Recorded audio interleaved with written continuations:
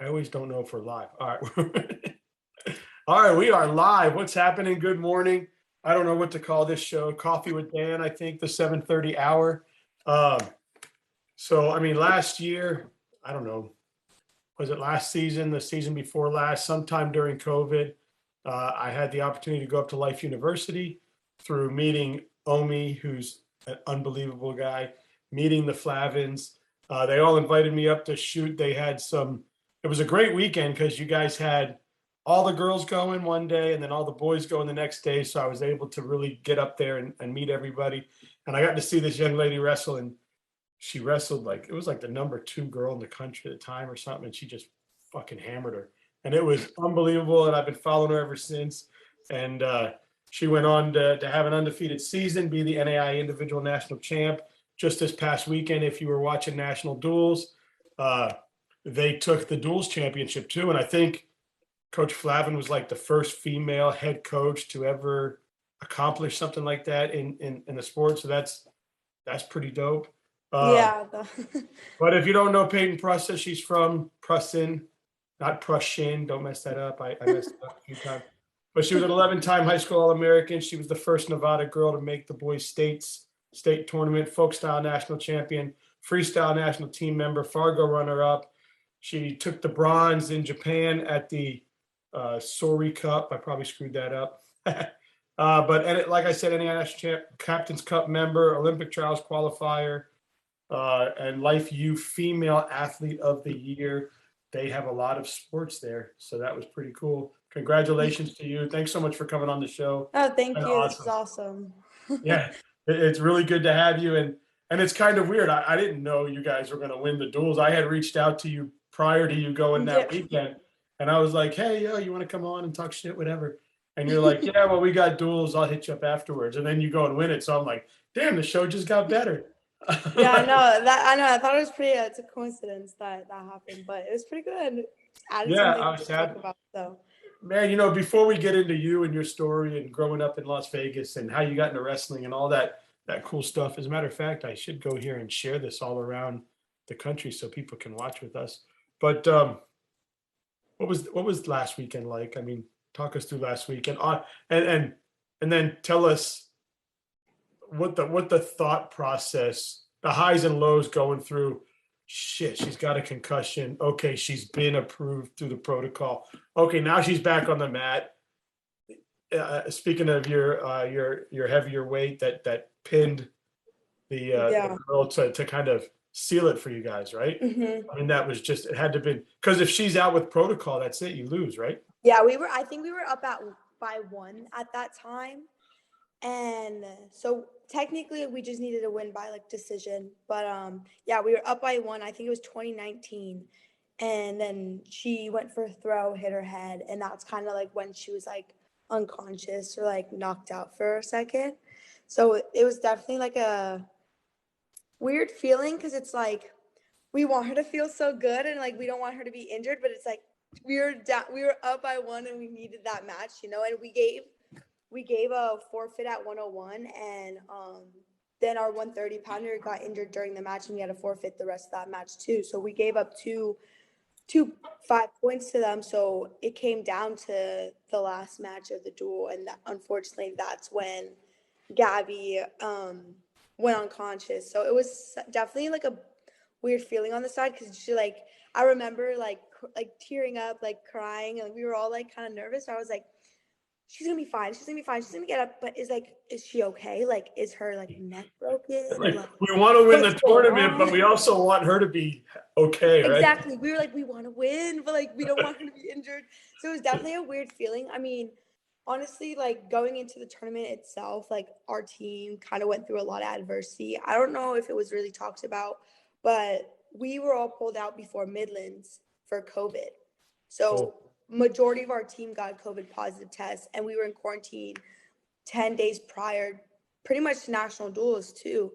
And so we only had 3 days of practice going into that tournament. And a lot of us, going into a big tournament like that, only practicing for 3-4 days before, you don't feel that confident going into a tournament. I mean, we got it done, obviously, but you still want to practice, and some people's weight cuts weren't the best, or like some people's mindset maybe just doesn't feel like 100% prepared going into the tournament. And just like things like that was like a lot of adversity that we had to go through as like a team.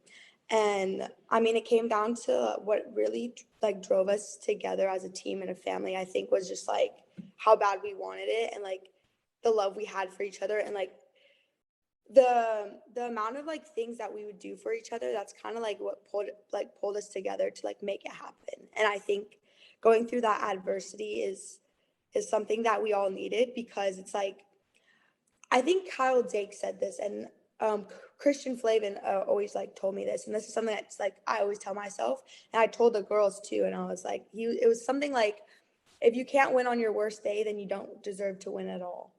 And that's kind of like what I told them. I was like, hey, like, I mean, I was freaking out too about not practicing as much, but like that, I had to pull myself together, to help the team as well. But that's kind of what I said. I was like, if we can't win on our worst day, or like through adversity or whatever's happening, then we don't deserve to win this tournament at all. So like, regardless of what we're going through, and like the break we have right now, and like going through quarantine, or like going through return to play, whatever the case may be, or if we don't feel this way, or if our weight cut is not good, like we have to like still compete like as much and as hard as we can, They're because not going to stop the tournament because you don't feel good, right? exactly, like, and that's kind of like what we were talking about. And like once I said that, and like once we all talked about it and talked about our feelings, and like came together as a group, and like came on a baseline of like where we're at, how we feel, that's like when we like really clicked in together and like linked up, and like we're like, no, we're doing this, like we're gonna win. So it was definitely like a crazy time, like leading up to the tournament. And then once we got to the tournament, first two duels, I mean, like we got a good draw, so like that was good.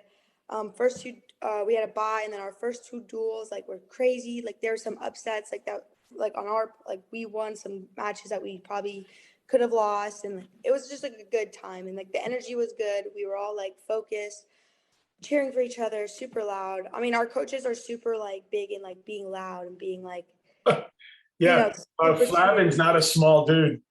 yeah, like they're super like they're super big on cheering and stuff. So it was like we're always good on that. And then the finals, like, I mean, Campbellsville wins it all, this like majority of the time. So that's like our biggest like competition, I feel like, when it comes down. Yeah, I think that's the duel that I was up there for when you guys wrestled them, and yeah, they are and so good. yeah, they're a really good team. And so there was like some game, like I wrestled 109 this year, and for all the duels I bumped up to 116. So I waited at 109, and then I had to bump up because our two 101 pounders were out because of COVID. So we had two 109s, and then so we had to forfeit 101, and then one of our 109s, Corey, stayed at 109. I went in at 109 as well, and they bumped me up to 116 though for like most of the duels. So I had to go up to 16 for that duel as well. So it was just like we all had to do like some sacrifices, but it was worth The it. girl you wrestled, you guys wrestled before, right? So Or Michaela was Campbell, that the new? Because I no, know you and was it last year that you and that Campbellsville girl would meet a lot? that was Charlotte Fowler. So That's the that was a one. different wrestler from the team. She actually is a coach now, so that's pretty cool. But yeah, Michaela Campbell was at 109 last year. She won NAIA nationals last year at 109, and then I won it at 116. But we actually never like wrestled before, so that was like our first time Oh, wrestling. good for you. And it was a good match, right? Well, Yeah, I mean, until it there's a was. lot that I have to work on and like learn, Yeah, but from that that's match. okay. You But did it what you were was, supposed to do, right? yeah, I mean, there's a lot of positions that I shouldn't have got myself into, but at the end of the day, like I'll learn from it. And I mean, I won the match, so like that was good. So I mean, I'll just keep learning. It's like, Yeah, I mean, so before we move on, so she's in protocol, she comes back, mhm. she gets back on the mat. I mean, talk us from there to that pin and the eruption we saw on social media. Yeah. So like I said, like when she first knocked out, we were all like holding hands, like crying, like we were all like a mess because we didn't know what to do. Like we wanted to like want to like keep wrestling, but like it's like we don't want to put our athlete at danger, like Right. especially when there's like still half a season left, like we still have so much more to do, you know. So we were definitely nervous, but then like once we start, like Gabby's always that teammate to like do it for the team. Like she doesn't care about like making herself look good or like about herself. Like she does it for her team. Like this is like her family, you know. So she just like wants to wrestle and win for the team, you know. So she when she got up and she started like smiling and being all goofy and stuff, like we were like, okay, she's fine. Like she's not maybe not fine because she just like knocked out, but like she's good. Like she's awake. Yeah. She's like up. She's She's moving around. awake. Yeah. So like we didn't know like if we were wrestling because they weren't like telling us anything. So once she got up and we saw the the athletic trainer, like start like, you know, giving her the concussion stuff and like asking her questions and stuff. So once that was fine, they put her back to wrestle. And I mean, we just needed a win by decision. And she just went out and like, we watched, yeah, she pinned the girl. And I was like crazy because it's like, you just like were like unconscious for like a little bit. And then you came back and like pinned this girl, like threw her and pinned her. So it was like a crazy feeling. And honestly, me and I see Gabby, Coach Flavin's just jumping up in the air. yeah, me and Gabby were watching the match on the way home from the tournament too. So it was the next day that we stayed that night, and the next day we were watching it together because she never watched it. And I was like, hey, like, do you want to watch your match? Like when she's like, I didn't watch it yet. Like, I don't know if I should because like, you know, I was knocked out, you know, like, I was like, no, just watch it. So we were like watching it, and it's like crazy because it's like we were watching the match and she was doing really good in the beginning, but like it's weird because like you would see the beginning of the match before that happened. She was wrestling good. She was like still win. Like she was like, I think she might have been down actually by like 2 points, but she I still think it like, was like 6-4 or something. yeah, she was still scoring points and wrestling pretty like really good. But then like once she like that all happened and she came back, she wrestled like I personally think like even better. Like she wrestled even better after that whole thing happened. And like, it's like crazy because it's like if that happened to like a, you know, anyone else, I don't know if they would have came back and wrestled even better and came back and even got a pin, not even just winning by points. You know, she like went out and even got a pin. You go back So, and watch. I go back and watch like my kids' matches, even though I knew they won, and I'm watching like, oh my god, dude, oh, and my kids like, Dad, you know the outcome of the damn match already. I'm like, yeah, but it's still fun. no, and that's kind of like what we did, and it's like crazy. And so when she didn't just win, so once she got up and started wrestling again, she kept scoring. So she scored like I think like 6 points. So she was up by then, and we were like going nuts, like just like because she got up in points. We were winning the match, winning the duel. I think there was like a minute left, and she just tossed her and pinned her, and it was like this like electric feeling that just like we were just like, what the heck, like you didn't just beat, like you pin and we're up by the duel and we're winning the duel now. And it's like, we just went nuts. Cause it's like, this is like, as a team before the season even starts, like we come up with like goals as a team and like what we want to accomplish together.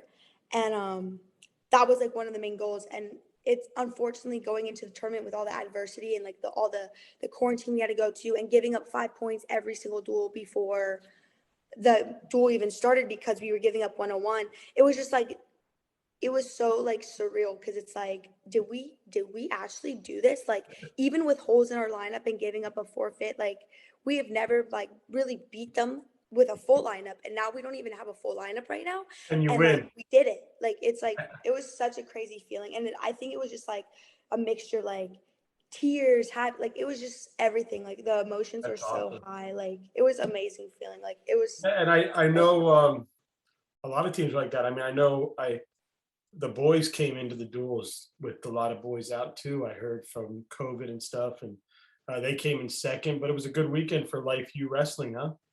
Yeah, I mean, they did good too. I watched a couple of their we were wrestling mostly at the same time, but when we could, we watched their matches and stuff, and they wrestled tough too. And I mean, it was good for all of us, like as a school, to like come back. I think the from the first day, I think we were like one of the few schools that had both men and women both going for first and second still.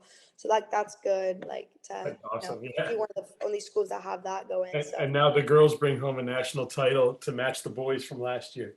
yeah, I mean, it was pretty cool. It's a cool feeling, and I think it's like something good like happening for Life University for a school in general, just like both of these programs are like growing and like winning all these things and like becoming more of a, I mean, because like life started off, I think both men and women just both started off pretty small and like didn't have a lot of like wins under their belts, both teams. But now, like over the last few years, like it's just improving. And like I think you can see that both on the men's team and the women's team, like how much both team and like coaching staff and everything is growing and like, becoming better and like There's strong. definitely a wrestling culture in Atlanta there.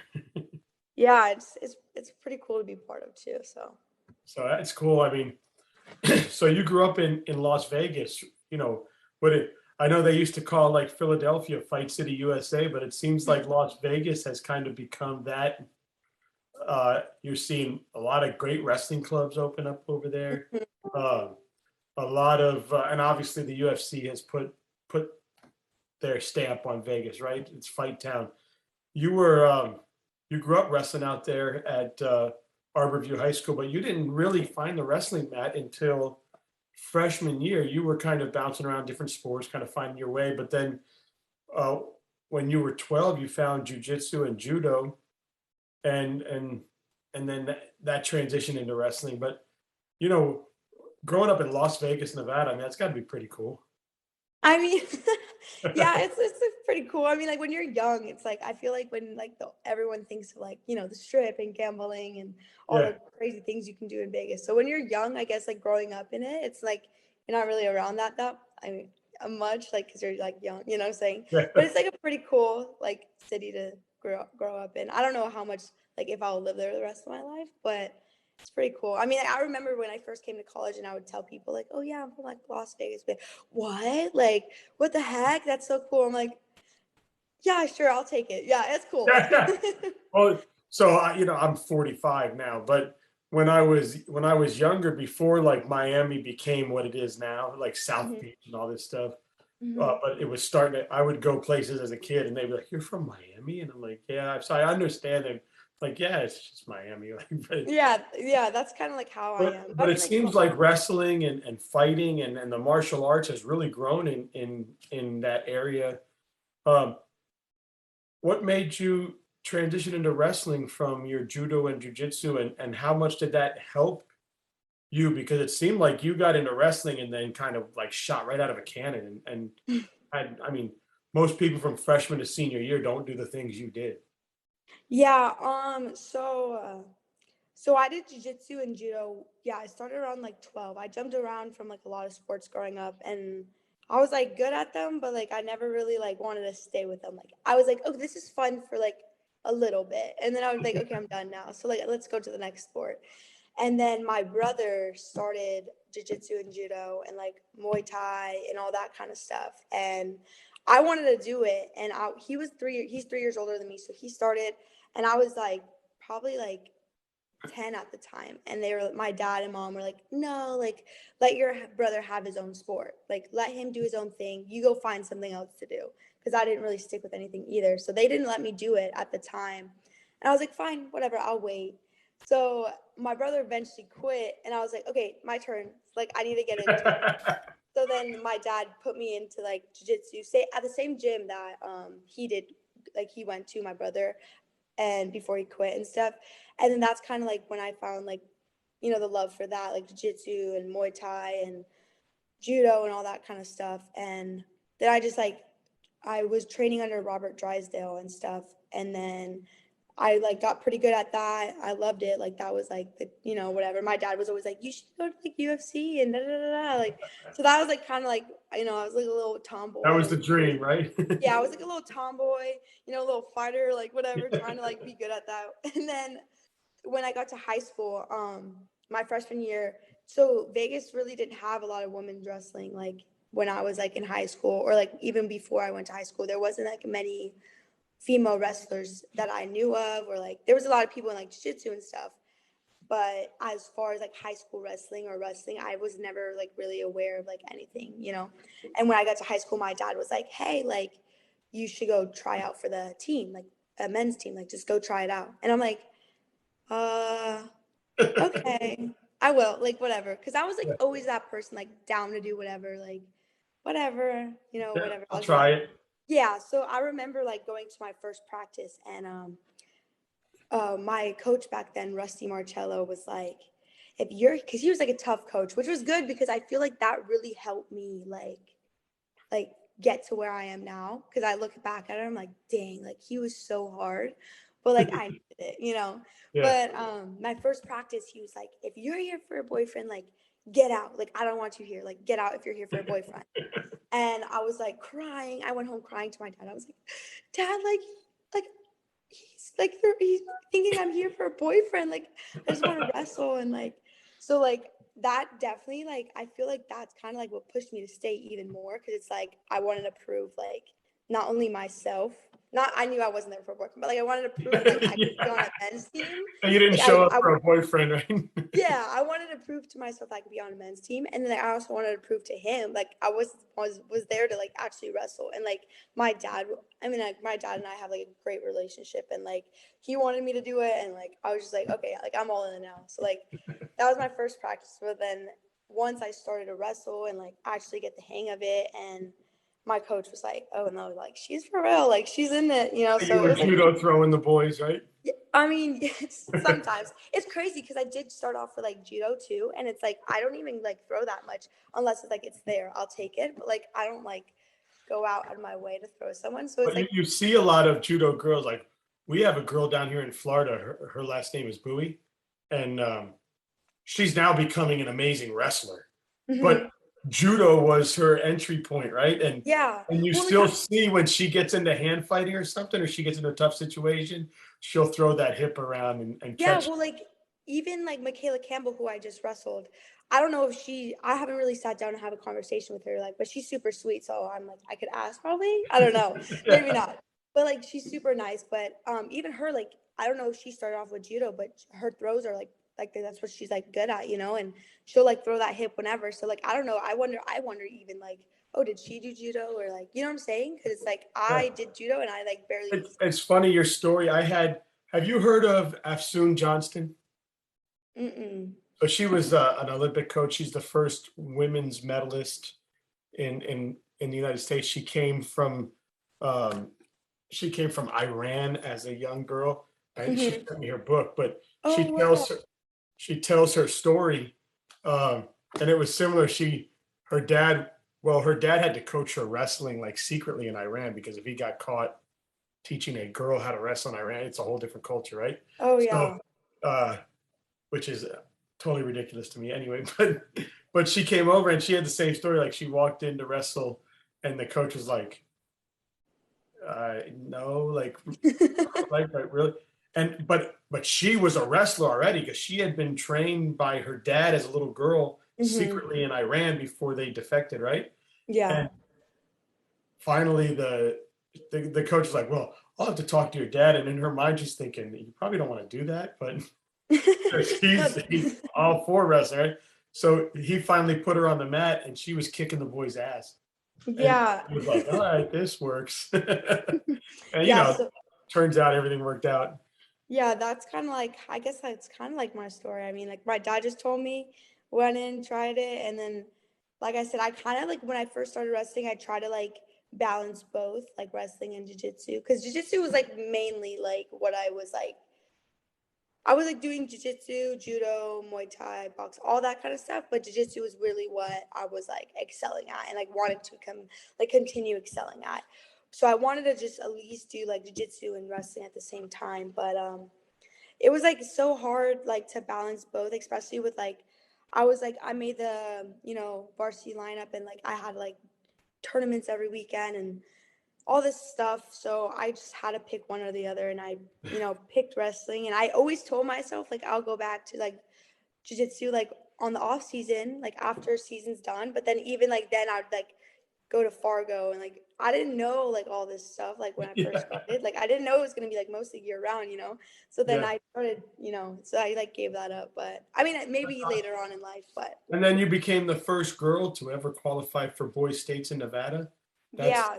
pretty dope. And um, we have we know there's been a couple girls down here, but there's a girl now qualified twice, and she's out at Texas Wesleyan, and it's pretty cool to see her doing cool things nationally, because we never saw her on the national level, but like you, she made the boys tournament twice, and now is Texas Wesleyan NAIA also? Yeah, they were in our bracket too. Yeah. I Yeah, think they might have gotten third as a team. So yeah, they're she's pretty really good. good. Her name is Jasmine Gadines, and Mhm. she's been wrestling cool. And it's cool to see her on the national level now doing big things, because Florida girl, right? And we knew how good she was here at home, but we Mhm. hadn't seen her on the national level. But similar to you, she made the boys tournament. She always enjoyed showing the boys that she could beat them. And we have another young lady here, that Kylie Reese. But now that girls are sanctioned, we're going to get to see a full girls tournament. We're getting to see, Yeah. it's really cool. Like I was at the Ron Peters, which is a high school tournament this weekend, and they had a girls division. So you got to see two mats go with all girls. So it's kind of cool to see that the sport is evolving. Yeah, and To, that's kind of like what's happening in Vegas as well. Like, so when I was in high school, there wasn't many, women wrestlers or like any of the girls like really on the team. When I started getting like older, like there's more and more. Like there was a couple like throughout the state. Tehani Soares, she wrestles at Indiana Tech. It's NAIA school too. She was like one of the like she's a year younger than me, but she was like one of the other ones like when I started getting to like junior, senior, sophomore, whatever. Like when I was starting to like grow up a little bit, she was like getting back in. She got in.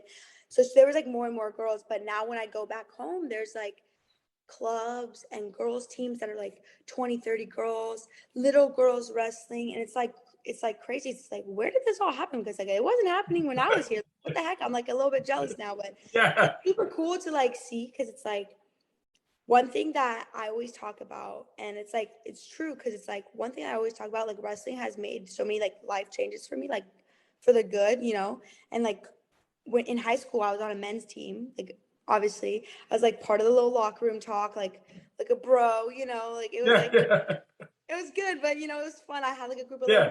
But you probably like heard yeah, things you didn't want to hear, and yeah, things they're that my you're like, brothers. Dad, what does all this mean? Yeah, Yeah. like they're my brothers, so it's cool. And I was like cool to have like them to count on, and I still talk to like most of them. Yeah, I still talk to them here and there, but like one thing that I always talk about is like if you ask me like in high school like who's like your girl best friend or like who's that girl group that you can like go talk to, I don't I have had one. that. I can't. When I go back to Vegas, it's like my best friend is my cousin. She's my best friend.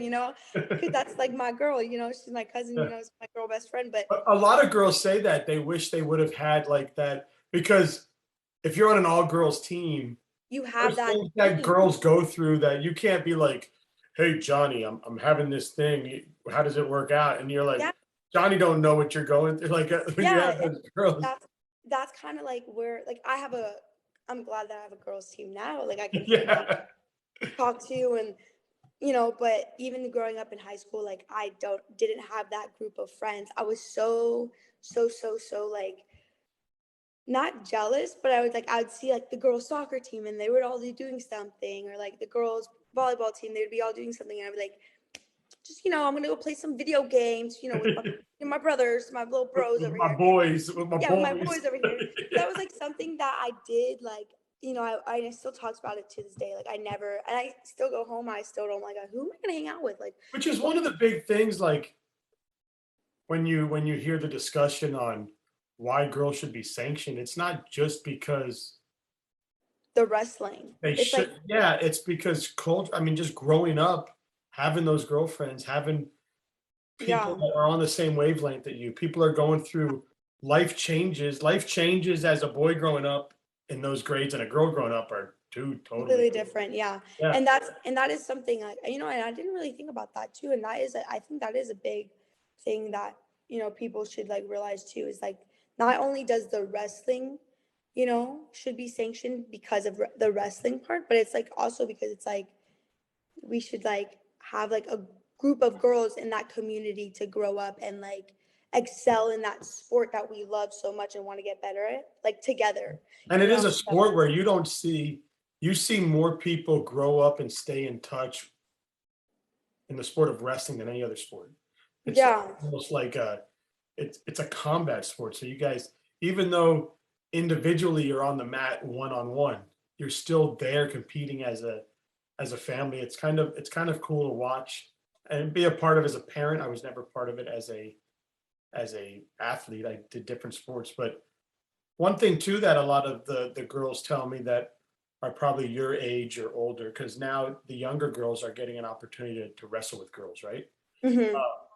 The transition from wrestling boys to wrestling girls is Hmm. a big transition, going from well, even just in high school, but high school to college, because you'll have to correct me, but from what they tell me is girls' hips and legs are stronger, where boys' upper body are stronger. So when you're in high school, you're learning how to chase legs from the boys, take out their weakest points, and do things like that. Where girls, if you're chasing their hips and their legs, you're not gonna be very successful because that's their strong point, and you have to make those adjustments when you transition. Did you find that a lot as well?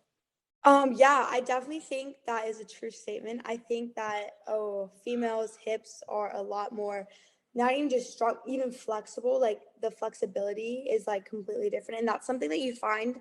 I think I found that more in freestyle is like when you're trying to turn them or like lace, and they spread out their legs to like try to like defend a lace. It's like the flexibility and the strength that they have in their hips is like completely different, and I did find that a big change from wrestling a guy and a girl is like the flexibility in the hips and like the strength on the lower body. Something else that I did find is like girls, it's weird because it's like you think guys like would be more like aggressive, like like, but girls are like they are not afraid to like hit you, like like Crap, right? they come after you, come chase after you.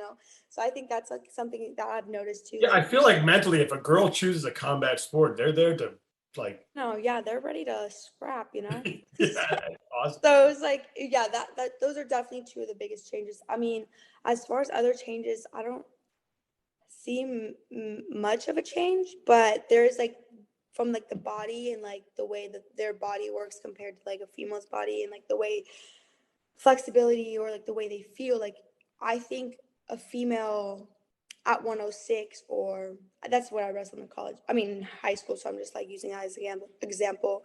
Like a guy at 106, when I pick them up, they feel completely different, like to a woman at 106, because even their lower body of like their lower body is like so much heavier, like than like a man. Yeah, a woman's base is just Yeah, it's like unbelievable. there's different parts. I mean, like so their That's body cool. feels a little bit different too. So What has you went through some adversity your freshman year. Obviously, you came, not obviously, but I think most people know your story. You had Liz Frank. You had to go through that with your foot, and then you battle through that. You get back on the mat. A week later, COVID hits. So now you're all excited to get back into wrestling, and then the lights get turned off there. So you faced a lot of adversity going through that process. Um, and then you get through that and you get back on the mat and you have an undefeated season and win a national title. I mean, how did you have to get your mind right, or how did you overcome that adversity to be able to get through that? And I read a lot where you really had to change your wrestling style because of your foot. yeah, Accomplish so the goals you accomplished. yeah, so I actually haven't really talked about it with a lot of people. There's like a couple things and times and I talk about it, but my freshman year it was at the first. So I wrestled, I think it was I wrestled two duels, and then I went to my first tournament, and in my quarterfinals match in my first tournament, I got like the Liz Frank injury, and I wrestled through that tournament. By my finals match, I literally couldn't do any offense at all. Like, couldn't shoot, couldn't really move. I kind of just stood there and just like was like whatever, getting beat up on. But but yeah. So then I got back, and my foot was like so swollen, bruised. I couldn't bend my toes. Like I knew something was wrong when it happened, and so then when I came back, I got a X-ray, MRI, went to a doctor. They were like, "Yeah, you got a Liz Frank injury." I didn't even know what that was. I was like, "What is You're that?" like, Like, hey Siri, what's Liz Frank? yeah, like I was like, "So what is that?" And I still talk about it to Oh, people. also known as least front fracture, is an injury of I forgot my phone was there and started No, telling it me can what explain. It can explain for me. It's fine. It's fine. it was telling me what the Liz Franco. No, that's so funny. But yeah, so when they told me it was, I was like, okay, so like what's gonna happen? Like, can I still wrestle? Is it gonna go down? Whatever, whatever. And pretty much the doctor kind of gave me like the rundown of it and then kind of just told me like, look, like you either get surgery now and you recover and you get better from there, and either the surgery you get a bolt, like a bolt put in your foot, or you get your bones fused together. So those are the two options for surgery wise. Or you don't get surgery, you take you do just do PT and you rest as much as you can, and then you hope for the best, and it'll probably cause you chronic pain as you grow older and you keep working out on it. But those are kind of two options. And then You can either cross your fingers and pray, or you can yeah, go to and then surgery. he was like, I'm kind of leaving it up to you, so whatever. So then what came down to it is that Christian was at my coach was at the appointment with me, and it was it was 2020 Olympic trials at the time before COVID and everything hit. And I kind of like was like, okay, like talking to him. We went back to the school, talked to the athletic trainer that we had, and I was like, look, I still want to like try out for the like try to make it to the trials, you know. And I was like, if it gets better, like I still want to like try. I want to do PT as much as I can and like work on this and like as much as I can to get it where it needs to be. I want to like go for the 2020 Olympic trials, you know. And she's like, okay, like whatever, that's the plan. And then, so that's what we were doing. And a week before, I think it was NAIA Nationals for the team. So I sat out that whole year and I finally got back on the mat. Like I was finally wrestling again. It felt okay. Like there was like some issues obviously, but I still felt good. And then my athletic trainer was like, yeah, I don't know, Peyton, like if you're going to be back. And I was like, what? We just did all this to, Yeah. you know, to wrestle, you know, what are you talking about? What are you talking about? And then COVID hit like right then and there too. So it was like everything just kind of So crashed. COVID was almost a blessing for you. Honestly, yes. Well, yeah, I think so. I mean, I don't want to Because say you that. got a break. Yeah, for I mean, wrestling. no pun intended, right? But No, for real. Like we talked about that too. And it's like, it stinks. Like COVID is such like a terrible like thing, like, and it's not a positive thing in our world. right.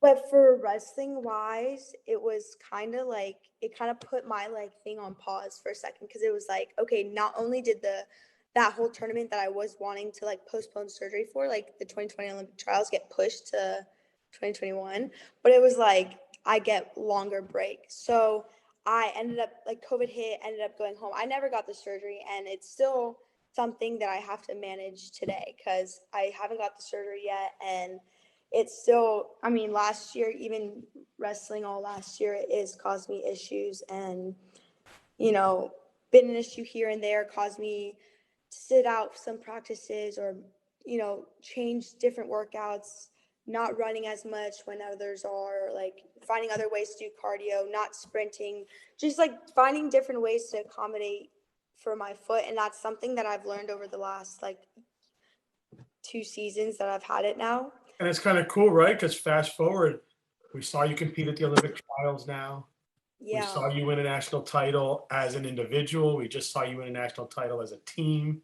Mm-hmm. So you're yeah, starting to get to accomplish your goals. And the Olympic trials, what an event that was for the women. I mean, I know that you didn't qualify to be in yeah, the Olympics, but I really think because of the young girls, all the young girls that were in that tournament that did really big things, it really showcased women's wrestling, and it really put you guys on a bigger pedestal. I mean, just the yeah, young girls in there that were kicking people's butts. It was so much like, it was more fun. I love the boys, but it was more fun watching the girls. It was. yeah. It was definitely like a What was fun that experience like? Yeah, it was definitely a super interesting experience for me. I mean, I definitely learned like the hardest lesson from that tournament, but like it's like the lesson that I learned, it was like I had to go through what I did like at that tournament to like learn the lesson that I've learned from that experience. But if that makes sense. Yeah, Pretty much like it was during spring break, and I was 19 when I went, and just not too long ago, like The 19, other and day.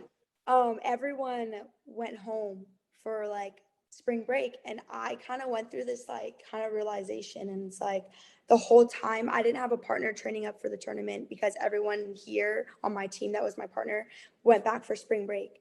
So I didn't really go into the tournament having like a consistent training partner. Or, like I would like pull people from Georgia, like Flavin would ask, or like Christian would ask, like all these people to come in for me to help me out. And I was just like going through this thing, and I was just like, oh, I wish I can be like on spring break, or like I wish I can be on the beach. All my friends are sending me videos and pictures, like, oh, on the beach and stuff. I'm like, oh, like I wish I was doing that. I wish I was doing that. And then, and I didn't really feel like I took my opportunity for like, I didn't really see what opportunity I had until I was there.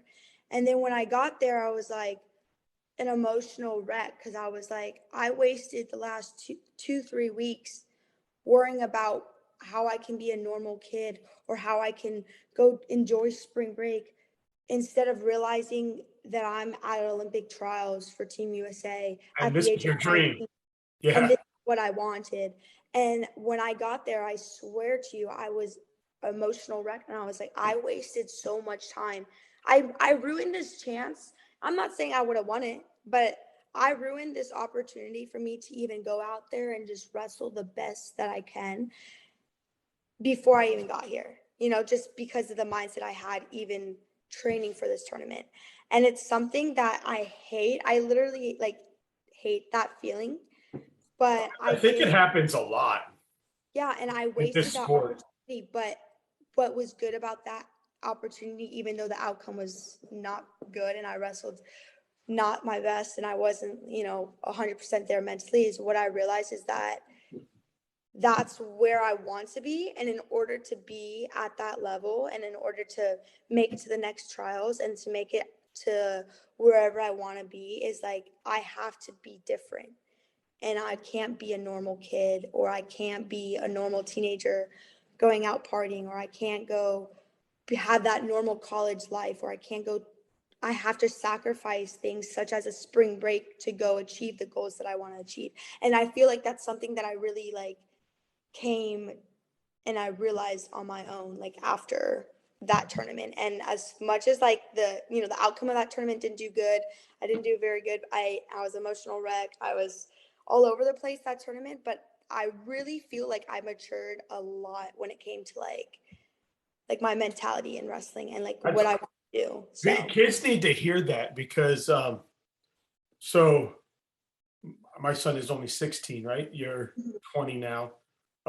Not too far apart in age, but definitely far apart in maturity and growth, right? Um, but this sport is a sport that if you're going to be great at it, you have to dedicate yourself to it, right? mhm. It's not something like, I think every sport is that way, but this is a little bit different. Like this is a combat sport. Like in basketball, you need to go take 1,000 free throws and you need to go dribble 1,000 times. But there's something about this where you have to do it all year round. You have to do it as much as you can. And it's tough to take breaks. You should take a break here and then, but it's tough. And my son goes through it. And when I had Yanni on the show, he said the same thing. If you want to be the average kid and do what the average kids do, then you can't be mad at yourself if you lose a match. You can't be mad at yourself if you aren't winning because you're getting to do what your friends are doing. Yeah, and I think that's like something that is very true. It's like you have to be, it's like if you want to achieve the goals that you make for yourself, you have to decide to like put everything into it and be be the change for yourself and like make the sacrifices. And something that I think all the time is I always like think about all this stuff and like journal all this stuff, but everyone, even like in any sport, like people talk about like the best basketball player, the best baseball player and how they got so good, and like Jordan Burroughs, how he's like so good and achieves all these goals, and but like everyone talks about how they're on top and like how they're achieving all these stuff, but no one talks about everything that they're sacrificing to get onto the top. That's that picture. Have you ever seen that picture where it shows like the tip of the pyramid above the water? And Mm-hmm. it says like what people see, and then below the water, it's like practice, hard work, dedication, study, and nobody Yeah. sees what you guys do below the water. No, and I think that's something that not even just in the sport of wrestling, it's like everywhere. Like everyone praise, like they talk about all these great people and athletes, and even not even just athletes, anyone, but no one talks about what they've went through, or what sacrifices and adversity in general, what they've went through to be on the top of the mountain or top of the peak. And like something that I also learned from the Olympic trials was like the top of the mountain like gets lonely. Like there's Yeah. that little peak on the mountain only holds a few people. Like it's not like a whole party up there, you know? And it's something that I feel like you have to choose like for yourself. Like that's where I want to be, and I'm gonna do this, this, and this, and sacrifice this, and this, and sacrifice being a normal kid or a normal college student, and do this and this and this to achieve that and to climb that mountain. And obviously, I'm not at the top of the mountain like where I want to be, but it's like I know the more I be disciplined in like the little things in life, and like making sure I'm doing the right things off and on the mat. It's like I know like whether I get to the top of the mountain or not, it's like it's gonna be worth it in the end. What's good now is like you have I think it's 3 years now, right? Because Olympics got pushed 1 year, it's usually a 4-year window. Now you got 3 years, but now you can actually create a plan for yourself from that moment to the next Olympic trials, if that's something that your goal is to Yeah, do. no, for sure. That's like something that I'm gonna be working towards as well. Yeah, I mean, like I said, I think from even just the Olympic trials to now, I think I've grown mentally and physically, like with wrestling. And I think that there's only I can only think about like in the next like year, like how much of a different person or wrestler I'll be. Like it's just like everyone's always growing. What's that, like I asked kids this, like I had Chase Horn on last night, who's a heavyweight in Georgia, as you know, and he's just a beast, and he's going off to college. And I was like, what's it going to be like when you get on that mat and you're going to wrestle like one of your idols, right? And he's like, yeah, it's kind of cool, right? But when you were at Olympic trials, I mean, you guys are in the back room. You've got to be looking around and seeing, like, as a little girl, girls that you were like, wow, I want to be like that. And just to be in that room now, whether you failed or you won or whatever, but you were in the room, right? Like it's Mhm. there's millions of girls out there that would have wanted to be in that room where you were, to meet those amazing athletes. What was it like to be from everybody from the young Blade sisters and Kylie Welker all the way up to the Olympic champions that were in the room? That had to be pretty dope for you. Yeah, I mean, like I said, when I got there, I was kind of like all over the place, but like just being there and like warming up to like, I remember like seeing like Jordan Burroughs, and I was like, oh my, like, why am I, like, I'm here, like, why am I, like, why am Yeah. I here? But like, I remember seeing them, and I'm just like, this is like so crazy. I remember like being in like the weigh-in line, and I see like Adeline Gray, and I'm like, she's like, I think like right next to me. Yeah, she was like one or two people in front of me. And I'm like, this is like crazy. Like, this is so crazy. But it's like crazy to think about, like, as much as like I was like, I'm here with them, it's like you look back at it now, and it's like that opportunity was like so, it's like something I'll never forget. And it's like something that you want to like continue to work towards. And it's like you see those people, and it just kind of like motivates you. It's because like I'm 19, and I'm not sure of like all their ages, like what, mid 20s to 30, like what, 30s, Yeah. whatever the age it is. Like it's like I'm so young, like right now. They're not old, they're young too. But I'm just saying, like, I'm like, You're younger than them, right? no, yeah, I'm younger. I'm But like, they say that, like, when I talked to Kennedy and Kylie together. Kennedy's the older one, right? Yeah. Kennedy and Kylie together after the Olympic trials or whatever. And they were the same way. Like they were like, oh my God, I'm in line with like Adeline Gray. And there's mhm, this and then Kennedy would say that she was jealous of Karina because Karina's over there like eating Snickers bars and like messing mhm. with her. She's like, damn, I'm here cutting weight.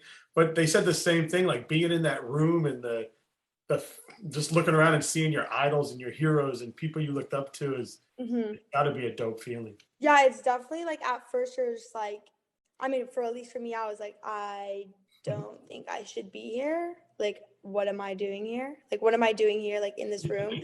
But like once like once I like kind of came to a realization, and like once I went at the tournament, and then once I didn't do good, and like I sat down, I took a lot, like I was still there at the tournament even though I wasn't like wrestling I was anymore. going to say, were you able to come back out and watch some of the like Yeah, the semis I and the stayed in finals? the back room with like my coaches and stuff, like, but I watched the matches, the finals I watched, and I journaled a lot. I journal a lot now because that's kind of something I do, just like, I don't know, like to look back on to like for growth wise, or just like, to help cope with. Yeah, I'm trying to tell my son to journal, but Yeah, he's my mom, 16, it's so crazy.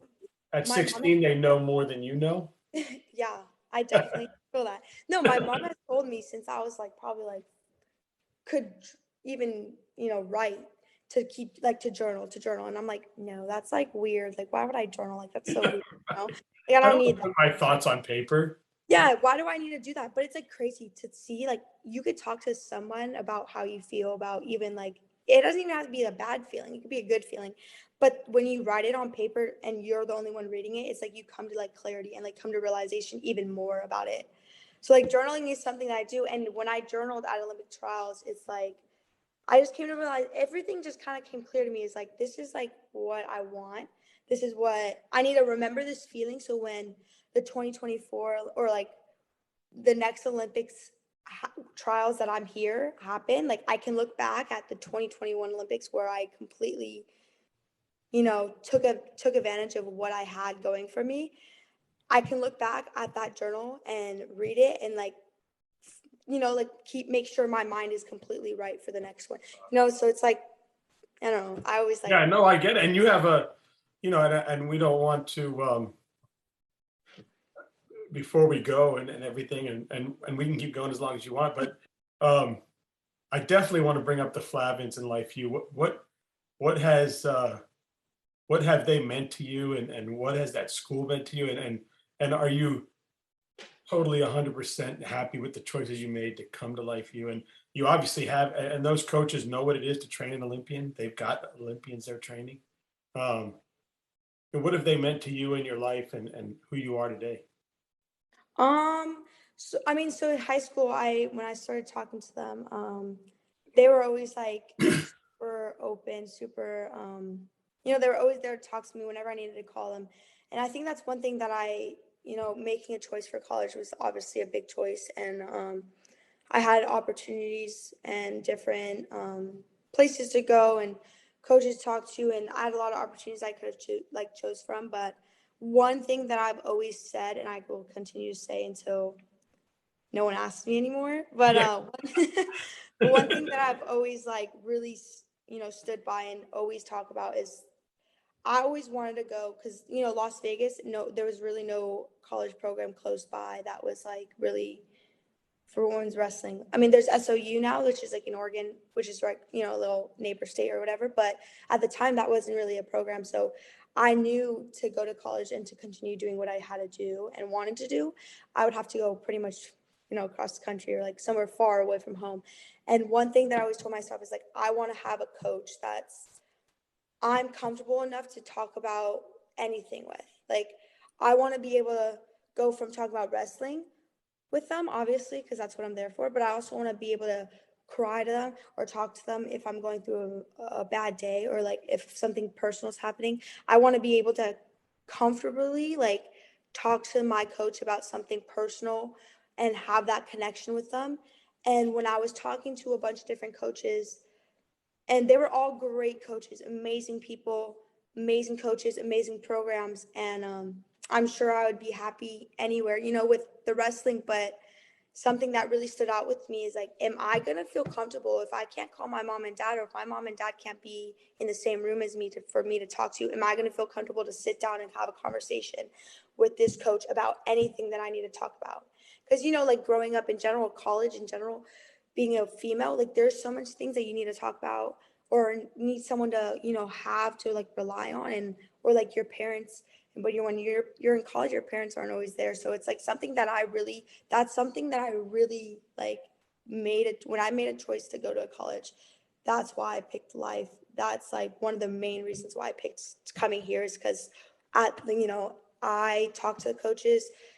Ashley and Flavin were always so, you know, welcoming, talkative, down to earth people, like always there for me, whether it's for wrestling, for life, for anything I need to, literally anything I need to talk to. And that's something that I'm like, I know when I'm 30 plus hours from home and I can't talk to my parents about this, or I can't see my parents to go talk to, I know I can go into their office, call them up. There's times I call them at 12 at night, in the middle of the night.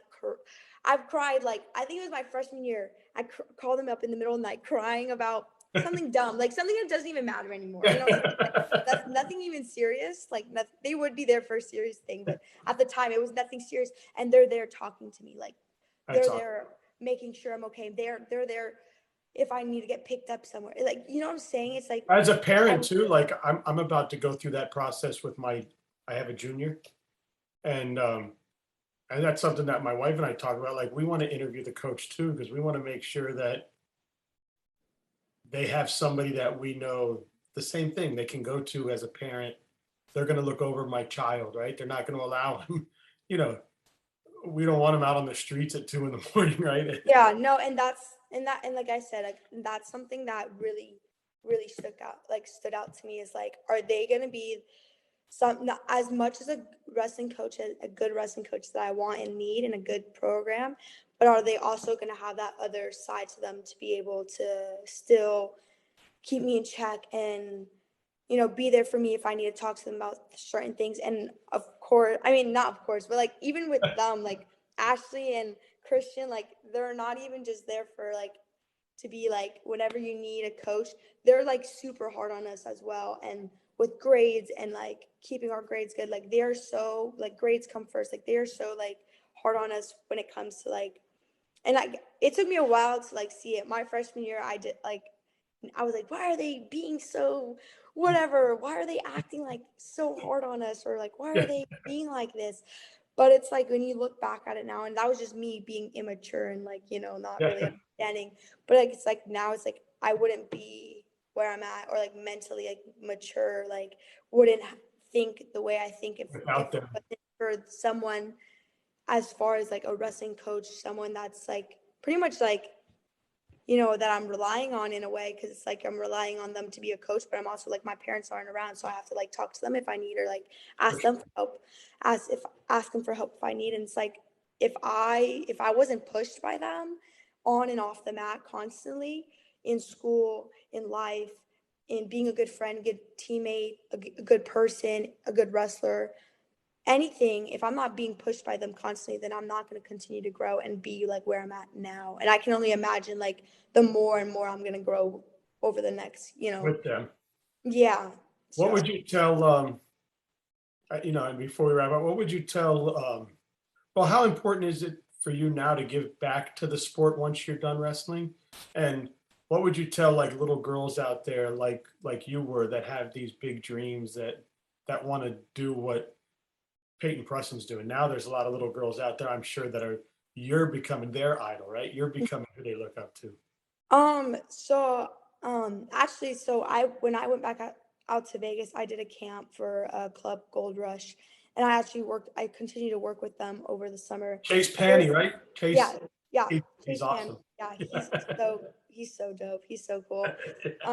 So I was helping them out, and there was like a bunch of little girls, and I was coaching them. I remember going to a few tournaments with them, and I was coaching them in their corner. And it's so crazy to see, like, as like an outside looking in, like as a coach, it's like it helps you, even like coaching like other people and like younger girls and younger boys. Like, it helps you like realize like so many different like things about wrestling as well.